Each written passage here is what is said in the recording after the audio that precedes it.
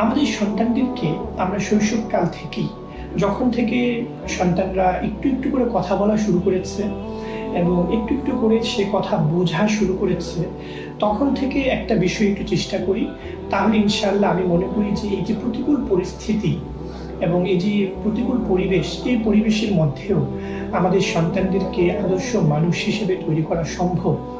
যত প্রতিকূলতায় থাকুক, আমরা সকলের মধ্যে একটা টেনশন, একটা পেরেশানি কাজ করে যে আমরা কি আমাদের সন্তানদেরকে আসলে সঠিকভাবে বড় করতে পারবো, তাদেরকে কি আদর্শ মানুষ করতে পারবো।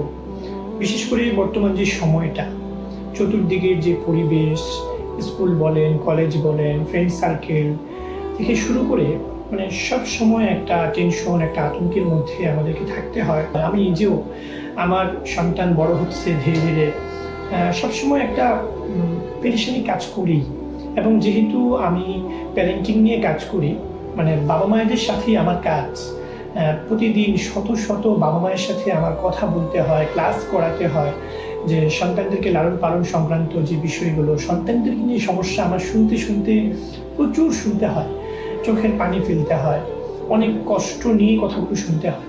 আমাদের সন্তানদেরকে আমরা শৈশবকাল থেকেই যখন থেকে সন্তানরা একটু একটু করে কথা বলা শুরু করেছে এবং একটু একটু করে সে কথা বোঝা শুরু করেছে, তখন থেকে একটা বিষয় একটু চেষ্টা করি, তাহলে ইনশাআল্লাহ আমি মনে করি যে এই যে প্রতিকূল পরিস্থিতি এবং এই যে প্রতিকূল পরিবেশ, এই পরিবেশের মধ্যেও আমাদের সন্তানদেরকে আদর্শ মানুষ হিসেবে তৈরি করা সম্ভব, যত প্রতিকূলতাই থাকুক। তো আপনারা যারা চান নিজেদের সন্তানের জন্য, নিজেদের পরিবারের জন্য, নিজের জীবনের জন্য রাসূলের জীবন আদর্শটাকে নিজের বাস্তব জীবনে রূপায়িত করার জন্য একটা সংকলন, একটা গ্রন্থ, অনেক গ্রন্থ আছে বাজারে, আমি অনেক গ্রন্থের কথাই বলি, কিন্তু এই গ্রন্থটা একটু অন্যরকম।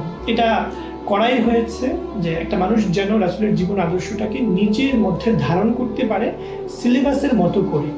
এরকম বই আসলে সচরাচর খুব বেশি করা হয় না, স্বাভাবিকভাবে পড়ার জন্য, হাদিস পড়ার জন্য অনেক রকম করা হয়, কিন্তু এটাকে করার উদ্দেশ্যটা এটা যেন আমরা আমাদের নিজেদের জীবনে ধারণ করতে পারি রাসূলের আদর্শ, সেজন্যই করা হয়েছে। তো এখন যেহেতু এটা আমরা 500 থেকে 600-র মতো আবেদন গ্রহণ করব, যারা আগে আবেদন করবেন তাদের কাছেই পাঠানো সম্ভব হবে, এরপরে ক্লোজড হয়ে যাবে, এরপরে হয়তো আমরা আমাদের সরি বা দুঃখিত বলা ছাড়া আর কোনো উপায় থাকবে না। তো আল্লাহ রাব্বুল আলামিন আমাদের সকলকে আল্লাহ রাসূলের জীবন আদর্শ থেকে উপকৃত হওয়ার এবং বিশেষ করে আমাদের পরিবার, আমাদের সন্তান, আমাদের পরবর্তী যে প্রজন্ম, সেই প্রজন্মটাকে আদর্শ মানুষ হিসেবে তৈরি করার তৌফিক দান করেন। আমিন। আসসালামু আলাইকুম ওয়া রাহমাতুল্লাহি ওয়া বারাকাতুহু।